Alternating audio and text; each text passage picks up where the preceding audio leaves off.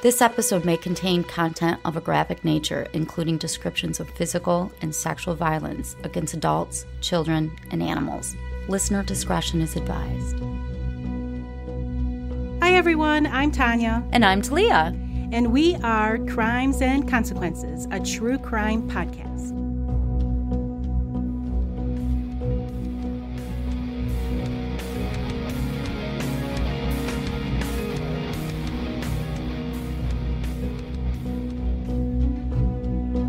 Hi Talia. Hi Tanya. How are you? Today's a good day. Well, it is a good day, isn't it? Yeah, so far. I mean, we're here, right? Yep. Doing another episode. Above ground. I'd like to welcome everyone back to another exciting episode of Crimes and Consequences. And before I get into today's story, I would just like to remind everyone to hit the subscribe or follow button on whatever app you're listening to. Yes. And before I get into the episode, one more thing. I just need to give another warning. And I know we have a warning at the beginning of all of our episodes, but this one is about a 3-year-old who was abused very severely. Oh my God. Really? Yeah, so if you're particularly sensitive I am. to episodes about child victims, then you may want to skip this one. But you can't skip it, Talia. God. It's Sorry, okay. It's pretty graphic. Those are really hard for me. I know, it's graphic and it's sad and it's just heartbreaking. It's terrible. Okay, well, on that note. Here we go. Okay. Okay. Around 8:30 a.m. on the morning of November 2nd, 1990, a Florida power and light crew was working on an electrical box along North Bay Road in the wealthy Miami Beach neighborhood of LaGorcie, I think it's how you say it. The road was known for its multi-million-dollar beachfront homes, which were hidden from the street view and secured behind lavishly built private gates. So yeah, okay, I got it. Got it? This is like fancy, right? Along the base of one of the home's exterior walls, tucked behind a tight assortment of palm trees and a cherry hedge, one of the workers saw out of the corner of his eye what he first thought was nothing more than some litter or some garbage. The worker thought it looked a lot like what appeared to be a lollipop candy wrapper. Okay. However, when the man looked closer behind the foliage, he was sadly mistaken and stumbled back in horror at what he saw. He realized it wasn't a candy wrapper at all, but a decorative pattern on a tiny t-shirt. The decorative pattern was a decal displaying 3 lollipops, and the tiny shirt was worn by a precious baby boy who was very, very much dead. From the looks of it, the young boy appeared to be around 2 years old. Then again, it was hard for them to really tell with any kind of certainty how old he was just by looking at him. But one thing was for sure. They could clearly make out that he was a child, and he didn't look like what he should. So his wavy brown hair was matted to his tanned, emaciated skin, which hung over his bones like wet paper. Oh, damn. I know. His arms were unnaturally thin and bony, and his right eye was severely bruised. One leg was swollen to twice the size of his other. What? From enduring what looked like an extensive beating. The dark blue shorts he was wearing, or attempting to wear, but really didn't do a great job of, was covering up a swollen diaper. The diaper was beyond filled. Let me just tell you, it was disgusting. It was urine and feces, and this diaper had been sealed to his skin with brown packing tape. Stop it. It was taped around his waist. Oh my gosh. It was obvious that this child hadn't been changed in a very long time because the diaper had hardened like a cast and stuck to his lifeless body. This is so sad. Oh my God, I was brokenhearted. Let me just tell you. This one is just, people are so fucking disgusting. Anyway, the medical examiner, Dr. Bruce Hyma, he determined that the boy had died from blunt force trauma. His skull had been fractured, which turned into an open festering wound, which caused meningitis bacteria and irreversible brain damage. The final blow to the head that killed him had severed spinal nerves at the base of his brainstem. The medical examiner determined that the massive head injury may have occurred days or even hours before the boy's death. It was clear that he had undergone and suffered through the most severe and ruthless kind of physical abuse. He had deep bruises on his left hand and palm that were considered to be defensive wounds. His right forearm was fractured in a manner that was also consistent with a defensive wound. His left leg, that I mentioned was bigger than the other, that was bigger because it was engorged with blood. Oh. His feet and toes also had extensive deep bruises. Some of his toenails had been crushed. There were other deep, blunt trauma bruises to his chest and buttocks. His left eye was bruised, and there was a laceration on his right eye. It's just his whole body's battered. Oh, this poor baby. There were cigarette burns on one of his cheeks and pressure sores all over his body, like bed sores. Oh. Okay? Because he must have been forced to lie in bed for extended periods of time. My heart is just breaking. Oh, my God. Really, really. Oh, I know. It's bad. The inside of his lips were obliterated by scar tissue, and his front teeth had been knocked out. Oh. There were lacerations to his scalp in the wound that I mentioned. And that blow that he received also crushed his olfactory nerve. And although his injuries were fatal, the medical examiner said he was already dying from his other injuries at the time the final blow was inflicted. And he was emaciated. Let me just tell you, he was starved and... I get it. Yeah. So I mentioned that one of his arms was broken. That one had gone untreated. And his left arm had been repeatedly injured, enough so that the muscle between the elbow and the shoulder of his arm didn't heal correctly. So the nerves died, and the muscles calcified into bone. I didn't even know that was possible. I know, rendering his arm useless. I've never heard of anything like this. I know, it's so severe. Not only was this a painful process that probably lasted months, his arm was also permanently fused in like a 90-degree angle. Man. He was covered in these bed sores that I told you. Yeah. The waste that was inside his diaper had caused such a severe infection in his pelvic area, predominantly on the head of his penis, that it would have been just painful for him to even urinate. Okay. In addition to being beaten, I told you he had been starved of both food and water. He was anemic, malnourished, and severely dehydrated. From the amount of bruising and scarring, Dr. Haima estimated that the boy had suffered unimaginable torture for about a year and a half. Oh, stop it. Before his death. I really, honestly, I know. I'm having sorry. a really hard time with this. I'm sorry. Lastly, doctor estimated that he was probably 3 years old instead of the original 2 years old that they thought, but he only weighed 18 pounds. Oh. Which is about half of what a boy his age should weigh. Oh, my God. Investigators checked databases for known missing children, but the boy's description matched nothing. No, nobody's going to report him missing. Of course not, right? Nobody did anything for 3 years. I know, absolutely. As police searched for clues near where the boy was found, a 4-year-old girl and her mother stood near the police tape.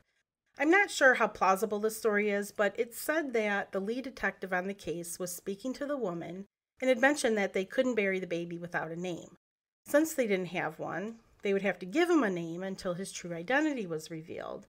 According to the story, the little girl looked up at the detective and said, "I can help." And the officer then asked, "Well, what name would you give him?"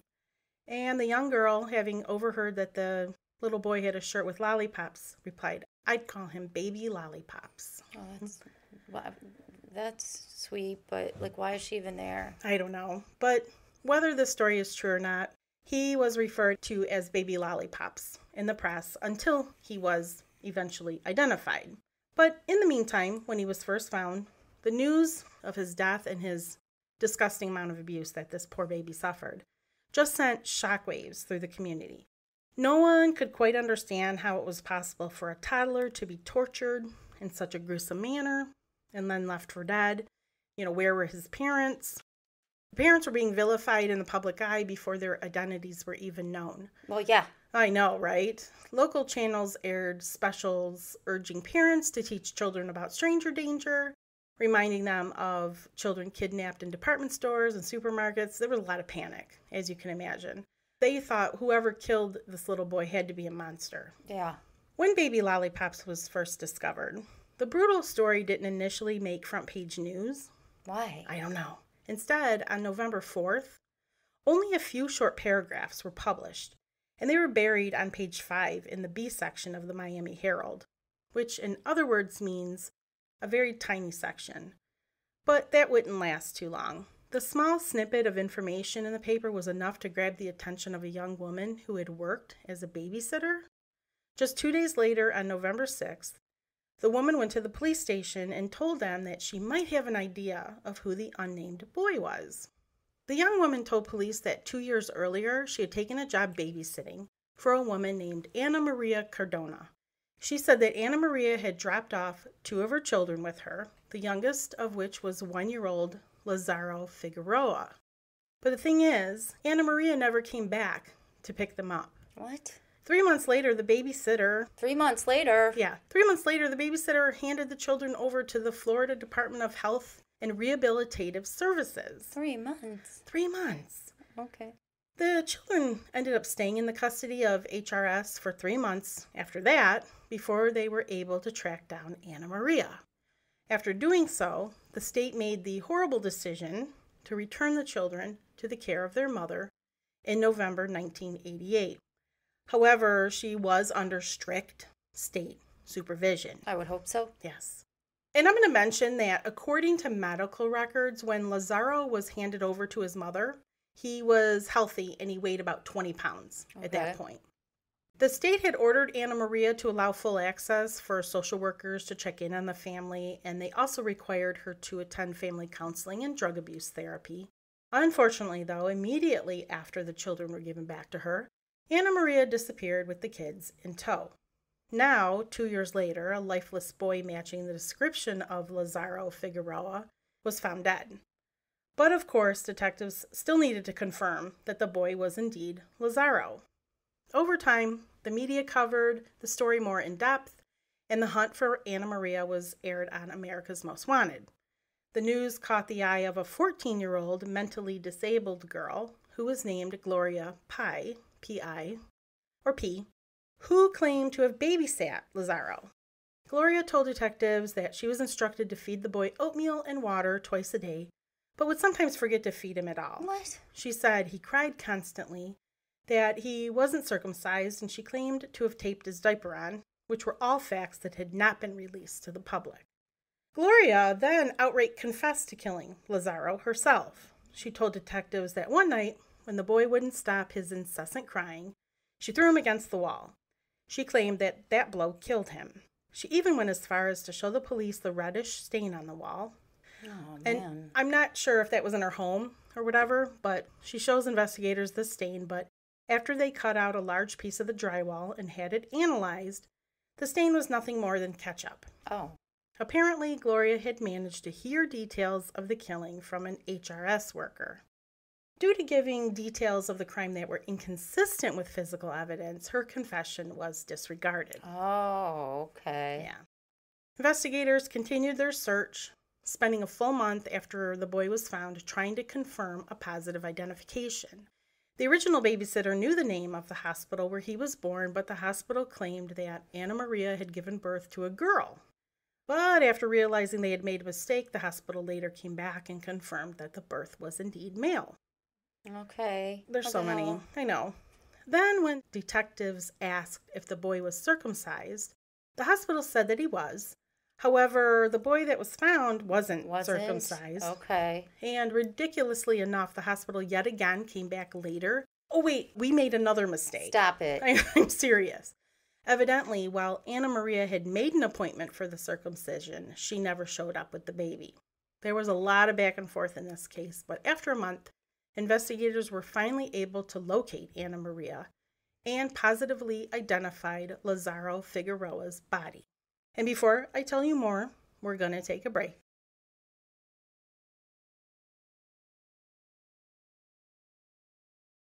So you're probably wondering, what's up with these parents? How did Lazaro get to be sitting on this person's lawn, basically, in upscale Miami Beach somewhere? So I'm going to tell you a little bit about his father. Fidel Figueroa had immigrated to the U.S. in the early 1980s and worked his way up to becoming one of the largest drug dealers in Miami. He was widely known and feared on the streets and went by the name Pepito. He was flashy about the things he owned, and he really liked to show off his riches. He wore a diamond-studded Rolex, drove a brand new Mercedes and always traveled with several bodyguards. He owned 2 luxurious penthouse apartments overlooking the Biscayne Bay, which he kept for his girlfriends, while he entertained other women on the side. He was definitely one to flaunt what he had. His life was very similar, if you think, to Al Pacino in Scarface. Yeah. Okay? At least it was until the evening of September 20th, 1987, when he was shot in the head while leaving a riverfront bar. 4 weeks later, his son, Lazaro Figueroa, was born to Ana Maria Cardona, one of the women Fidel kept in a penthouse apartment. So Ana Maria is Lazaro's mom, so I'm going to tell you a little bit about her. Ana Maria Cardona immigrated to the U.S. during the Mariel boat lift in 1980, where 125,000 Cubans arrived by boat to Florida. Growing up in Cuba, she had been raised by an abusive, poor single mother and was sexually assaulted at the age of 10. During her teenage years, she began drinking heavily, doing drugs, and selling her body on the streets of Havana. She had also attempted suicide several times. Therefore, comes as no surprise that as soon as she arrives in the U.S., and she was alone and pregnant, she immediately turned to a life of crime. I mean, she really didn't have any skills. She was desperate, and she did anything she could to survive. She started selling her body again just to get by while living on the streets. She was also arrested 3 times in 1982 and 1983 for breaking into homes. But all of that changed the moment she met Fidel. So she was pregnant with another child. Yes. Yes, she has an older child, yes. After years of dealing with poverty and constant struggles, Fidel's money provided Ana Maria with a life she never imagined before. She had maids at her disposal and enjoyed all the finest luxuries. In 1985, she gave birth to a little girl, and then she got pregnant the following year with Lazaro. She quickly became accustomed to a lavish lifestyle of fine jewelry and fancy cars, which all came to an abrupt halt when Fidel was murdered. Oh, yeah. I told you he was shot. Now, mind you, Fidel left Ana Maria $100,000 in his will. Oh, that's nice. And let me just say that in the 1980s, this was a lot of money. And a lot of money now. Yeah, it is a lot of money now. And that money could and should have lasted probably years for Ana Maria. However, she wasn't most people, and it ended up only lasting her a few months. Damn. During the same time, she had began a relationship with a woman named Olivia Gonzalez, who she met in a Miami nightclub, and the 2 of them quickly spent all the money on anything their hearts desired, including massive cooking parties. And okay. I think cooking is drugs. Okay. All right. 'Cause that's like, okay. I don't think it's like Pampered Chef. Okay, that's what I was wondering. Ana Maria sank into an uncontrollable cocaine addiction. Just as quickly as she'd come up from the streets, she found herself right back in them. The only difference was that this time she had children with her. When the money was gone, Ana Maria and her children were forced to move into Olivia's home with her. And at some point, Ana Maria and her girlfriend Olivia both made a conscious decision to take off and leave the 2 younger children with the babysitter, is what I told. Remember, I told you that, right?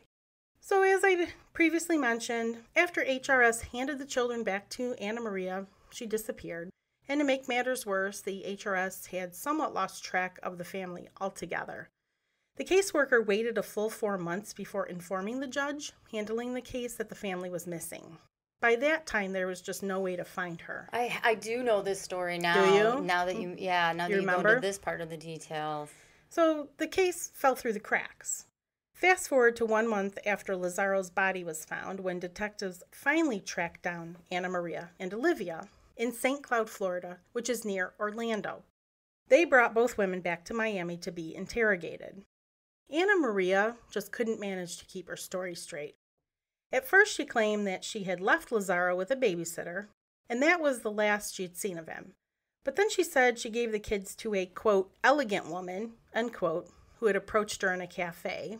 It didn't take long for her to change the story once more by stating that Lazaro's death was merely an accident. Mm-hmm. She told a story about her and her son jumping on the bed together when he suddenly fell off and cracked his skull.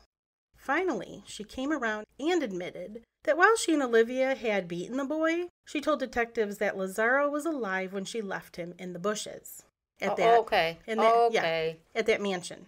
She claimed that the reason why she chose that affluent neighborhood of mansions to abandon him was due to her belief that he would have a better chance at living a full life if he was found there. Like, someone's just going to adopt him. Okay. They're going to find him in the yard and they're just going to keep him. For 18 months after she gained control of her children again, Anna Maria and Olivia systematically tortured Lazaro to death. She blamed him, basically, for her descent from riches to rags. What about the other child? She didn't beat the other child. Oh. It was just him. The other child wasn't Fidel's, though. Right. So I'm thinking maybe it had to do with the fact that Fidel was his father, too. Lazaro spent much of the last year and a half of his life tied to a bed, locked in the closet, or left in a bathtub with cold or hot water running. Oh, man. If he complained in the slightest, he was beaten or choked. To avoid changing Lazaro's diaper for as long as possible, Anna Maria would wrap duct tape or packing tape around his diaper to hold in the excrement. All the while, his mother and Olivia consumed whatever drugs they could get their hands on. They moved between cheap hotels and rented rooms often, and survived by shoplifting and occasionally taking an odd job. For those 18 months, the only people that ever saw Lazaro were his older brother and sister, 11-year-old Juan and 5-year-old Tammy. Both Anna Maria and Olivia eventually were charged with aggravated child abuse and first-degree murder. The two were then quick to blame each other for the killing. Olivia accepted a plea deal where she pled guilty to second-degree murder in exchange for a lighter sentence. She also agreed to testify against Anna Maria. I was thinking it's got to be who was going to take the deal first, right? While she admitted that she had played a role in the murder of Lazaro, Olivia claimed that the majority of the abuse was carried out by Anna Maria. Olivia was eventually sentenced to 40 years in prison, but she served only 17 before she was released, At the first trial of Anna Maria, Olivia provided graphic testimony of the last days of Lazaro's life. She told the court that on Halloween, and he was found November 2nd, Anna Maria was angry with her son. She picked up a baseball bat and hit him over the head. Olivia said, quote, "A hole opened up in his head. His head was cracked. It was bleeding and bleeding and bleeding." And she did nothing. Well, she says, "Then I put mercury on it and applied a plastic band," end quote. She then said that Anna Maria had strangled the boy because he wouldn't stop crying before she put him in a closet where she kept him confined for the prior 2 months. Olivia said the next day she opened the closet door and attempted to quiet Lazaro by frightening him with the bat. When Lazaro began to scream at the sight of his mother, Anna Maria grabbed the bat from Olivia, and that's when Olivia hightailed it out of the room. Okay. When she returned, Anna Maria told her that she believed she had killed Lazaro. After dressing the child, the two women took Lazaro to the Miami Beach residence that I mentioned, and they abandoned him in some bushes where he was later found. Olivia claimed that Anna Maria's cocaine use was actually kind of a good thing. She said that when she was high on cocaine, she would be in a better mood and not abuse Lazaro as much. She told the jury that Anna Maria had once given Lazaro cocaine and sprayed him with insecticide just for a laugh. Apparently, Olivia said she enjoyed watching the boy convulse. In the same breath, Olivia admitted she felt guilty for letting it all happen, but she also claimed she was too afraid to stop it because Anna Maria could get violent when confronted, once having stabbed her in the hand during an argument. And I'm sorry, but the little boy is defenseless. It's stupid. I mean, call the police. Right? Leave and call the police. Yeah, right? I mean, it could have been solved that way. Anna Maria, however, placed the blame squarely on Olivia. She claimed that she had been forced into a sexual relationship with her in exchange for food and shelter. She admitted that she'd been addicted to crack cocaine at the time and let the abuse happen, but she also insisted her son would still be alive if it weren't for Olivia. Ultimately, the jury didn't buy her story.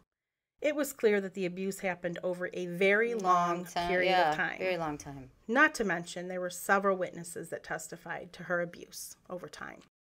Lorenzo Pons, who was a man that let them live in his trailer, testified that he saw Anna Maria beat Lazaro with a shoe and that he was kept locked in the bedroom or strapped to a bed while the other children were allowed to roam freely and play outside. Sandra Ruggles, an employee at a hotel that they stayed in, told the court that she saw Anna Maria beat and drag Lazaro by his left arm on more than one occasion, which was the very arm that was broken so badly. And no one did anything? No. Another person who was a resident at a hotel that they stayed in also described how Lazaro was kept strapped to a bed and how Anna Maria punched him and pulled his hair. When all was said and done, Anna Maria was found guilty of first-degree murder and was sentenced to death. 10 years later, however, her conviction was overturned. What? Her defense attorneys, I know this pisses me off so bad. Her defense attorneys had not been given access to Olivia's police interviews. And you know this is a Brady violation, some of which contradicted her testimony. Evidently, in her original interrogation, Olivia told investigators that she was the one that had hit Lazaro with the bat, cracking his head open. Oh, shit. The second trial of Anna Maria began 20 years after the murder. Her defense team, however, they were really just grasping at straws. This time, they tried to lay blame on the 14-year-old mentally disabled girl. Yeah, the babysitter. Yeah, Gloria P., Yeah. Remember? When she had confessed to killing Lazaro. Of course, there was no evidence to back up their defense, and Anna Maria was found guilty again and sentenced Thank to death God. for a second time. Her defense team appealed once again, and you're never going to believe this, but in 2017, the second conviction was overturned. This time it was because the prosecution had, quote, improperly inflamed the minds and passions of the jurors, end quote. And this is what the prosecutor did. They repeatedly called for, quote, justice for Lazaro, end quote, during closing arguments. Okay. So because they repeated that inflamed the jury. Really? Anna Maria was 56 years old during her third trial in December 2017. This time, prosecutors didn't seek the death penalty. Her defense again focused on the fact that Olivia had confessed to hitting Lazaro with the baseball bat, but again, jurors heard from friends and acquaintances who testified that Anna Maria had often treated him so badly. Her lawyer told the court that while Anna Maria was indeed a bad mother, she wasn't a murderer. Okay. She was just a child abuser. For a third time, however, the jury didn't agree. Anna Maria was once again found guilty of murdering her son, Lazaro. As the judge sentenced her to life in prison, he told her, quote, I don't think you will be meeting with Lazaro in the afterlife. Your actions were monstrous. My mind recoils at the hellish existence you put Lazaro through that last year of his life. There are wild beasts that show more empathy to their offspring than you showed to Lazaro, end quote. No. She played the victim and screamed back at him in Spanish, quote, I didn't kill my son. I didn't torture my son. Maybe you don't believe me. Maybe you don't feel my pain. Nobody could love my child more than me. Really? End quote. Oh, yes. I hate her. Yeah, me too. She's a horrible person, horrible fucking person. And that is the end of my terrible tale about baby lollipops. That is one of the saddest stories ever. I would like to thank Tara, our writer, for this week's episode. So Thanks, thank you, Tara. Tara. Thank you for making me tell this horrendous one. I know, I was so disturbed, and I looked at pictures, and she looks like she's evil. And this little boy, there's not a lot of pictures of him out there. I did find one where he's wearing the lollipop shirt, and I'm pretty sure he's not living anymore. And it breaks my heart. I just can't believe people do this to their own children. I mean, not even to their own children. I mean, even if it was a stranger. Right. I can't believe they do this to children, but it's so sad. People are just disgusting. Yes, they are. Before we get into the business stuff, we do have some shout outs. Yay! We haven't done them in a few weeks, so. These are our Patreons and our Apple subscribers. And I'll tell you more about the Patreon program after I'm done. Okay. We would like to thank Rose R., Melissa V., Christina B., Bobby R., Courtney D., Marta A., Tammy G., Jody W., Lauren M., Kimberly S., Susan B., Mackenzie C., Jennifer D., Andrea M., Ebony W., Amy Leah A., Krista M., Joshua L., Mona C., Carrie K., Rochelle K., Amy C., Jess S., Kayleen J., Amy G., Ramay T., Janelle R., Thea A., Robin S., and Olivia W. Wow. Woo! Thank you. Thank you. Thank you. Thank you. Thank you. And I'd like to mention that 2 of our new Patreon are from Sweden. Oh, that's awesome. I know. And we have a Patreon from Lithuania. Wow, yeah. All over. We're worldwide. Worldwide. Coming at you. So if you're wondering what Patreon is, if you go to patreon.com/TNTcrimes, you can find out more about it. It is a way for you to get extra episodes that we do not release to the public. Right, and early releases and ad-free episodes. We release a free episode every week, and we release a Patreon episode every week. So if you're interested in that, check that out. You can also go to our website and do the same thing. There's an area where you can check that out. And if you have an iPhone and listen through the Apple app, you can subscribe through there, and they're the same episodes that you find on Patreon. Yep. And you can also find us on social media at Hardcore True Crime on Instagram and Facebook. And That's it. And did I miss anything? No, that's it. That's it? This was such a pisser. This one was bad, y'all. I'm just super bad, Tanya. So super sad. bad. Super bad. I'm going to need a glass of wine. I know. I'm sorry, Talia. And seriously, I have a very hard time with these kinds of stories. Very hard. And if you've made it to this point listening, thank God. I mean, you guys are wonderful. Yeah. Thank you for listening. I know his story needs to be told. Yeah, because it was so sad. How could I just, again, I can't. Yeah, can't do it. I can't understand. I can't even talk about it. I know. So until our next episode. Don't kill each other. Bye. Bye.